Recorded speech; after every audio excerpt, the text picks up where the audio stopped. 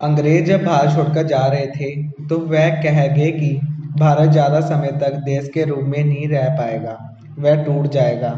लेकिन ये हमारे संविधान की ताकत है कि भारत को आज भी एकजुट करे हुए है। हम दुनिया का सबसे बड़ा लोकतंत्र हैं, जिसकी नींव ही तमाम अलग अलग वर्गों के बीच बने सामंजस्य पर टिकी है। लेकिन ये सामंजस्य यूं ही नहीं बन जाता। ये सामंजस्य बनाने के लिए किसी भी समूह को कुछ बुनियादी नियमों की आवश्यकता होती है, जिनकी घोषणा सार्वजनिक रूप से की गई हो। लेकिन इन नियमों को केवल जानना ही काफ़ी नहीं है, बल्कि इन्हें प्रभावशाली तरीके से लागू भी किया जाना चाहिए। यदि नागरिकों को इस बात का कोई आश्वासन नहीं है कि अन्य लोग इन नियमों का पालन करेंगे, तो उनके पास स्वयं ही इन नियमों का पालन करने का कोई कारण नहीं होगा। कानूनी तौर पर नियम सभी के लिए एक जैसे हैं, साथ ही सभी को नियमों का पालन करना होगा। जो भी इन नियमों का पालन नहीं करेगा, उसे कानूनी तौर पर दंडित किया जाएगा। इसीलिए संविधान का पहला कार्य बुनियादी नियमों का एक सेट प्रदान करना है, जिससे कि समाज के सदस्यों के बीच न्यूनतम समन्वय बन सके।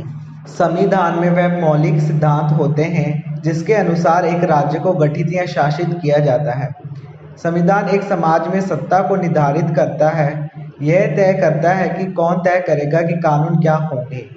लोकतांत्रिक संविधानों में लोगों को फैसले लेने का अधिकार होता है। भारतीय संविधान के अनुसार ज़्यादातर मामलों में संसद को कानून और नीतियां तय करने का अधिकार है। अतः संविधान का दूसरा कार्य यह बताता है कि समाज में फैसले लेने की शक्ति किसके पास है। साथ ही यह भी तय करता है कि सरकार कैसे बनेगी। संविधान कई तरीके से सरकार की शक्ति को सीमित करता है।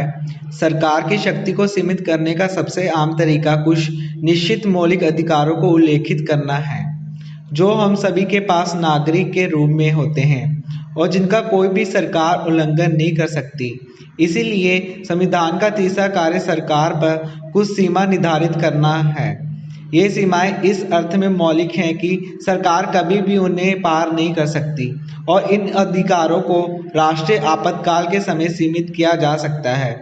और संविधान उन परिस्थितियों को उल्लेखित करता है जिनके तहत इन अधिकारों को वापस लिया जा सकता है।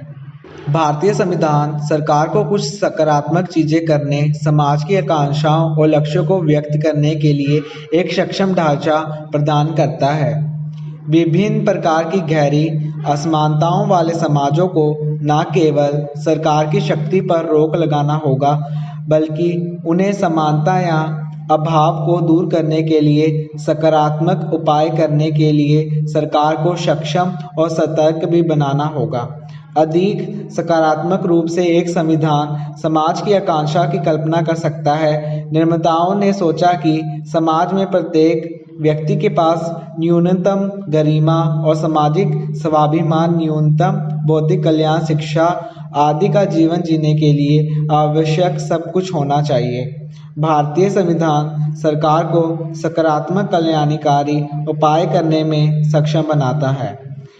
राज्य के नीति निर्देशक सिद्धांत भी लोगों की आकांक्षाओं को पूरा करने के लिए इनमें शामिल होते हैं।